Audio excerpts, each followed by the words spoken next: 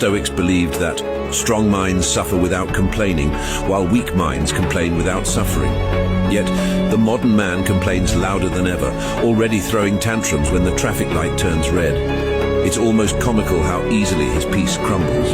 For the ancient Stoics, however, life was about remaining calm and composed when external pressures and emotions ran high, believing that true mental toughness is only embodied by enduring suffering without complaint, becoming the one people can turn to when things get tough. If you are young and in your 20s, study human nature, emotional intelligence, critical thinking, effective communication, time management, problem solving, creativity and innovation, also mental resilience, and you will become powerful.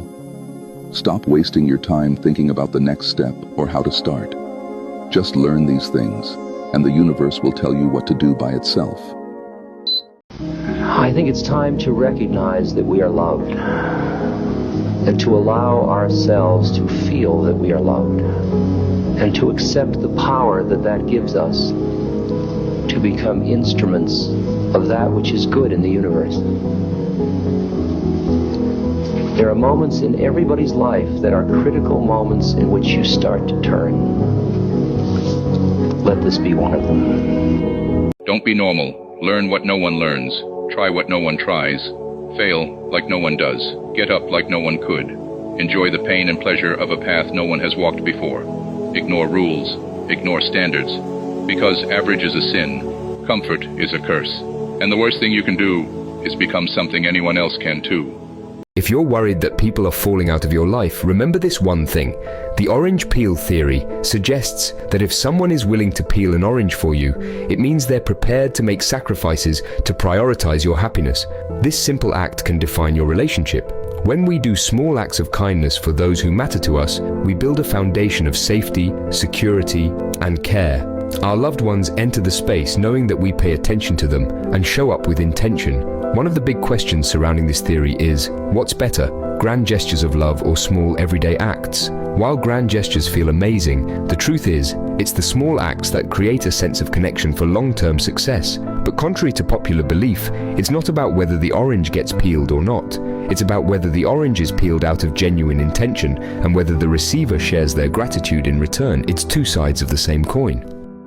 Sometimes we have to remind ourselves that we are not responsible for other people's poor behavior towards us, or their gaslighting, or their manipulation, or their unkindness. That's on them. What's on you is how you choose to respond. Set boundaries, know your worth, and not let their actions impact the beautiful soul that you are. You will never know who you really are if you keep listening to other people.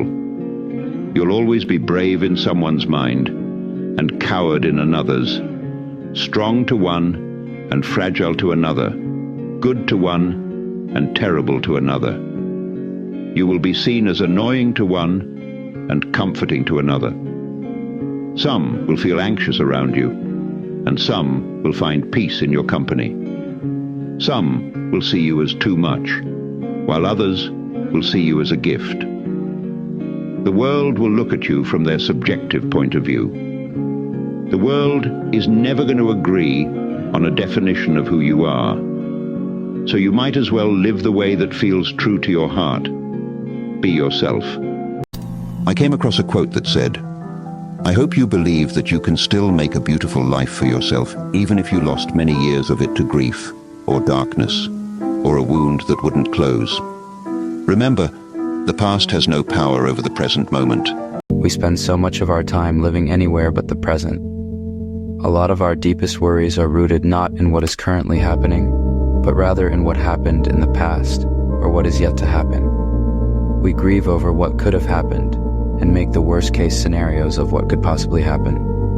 We take the things we fear the most, such as losing something dear to us, and create the most heartbreaking scenarios without a single guarantee that what we fear will actually happen.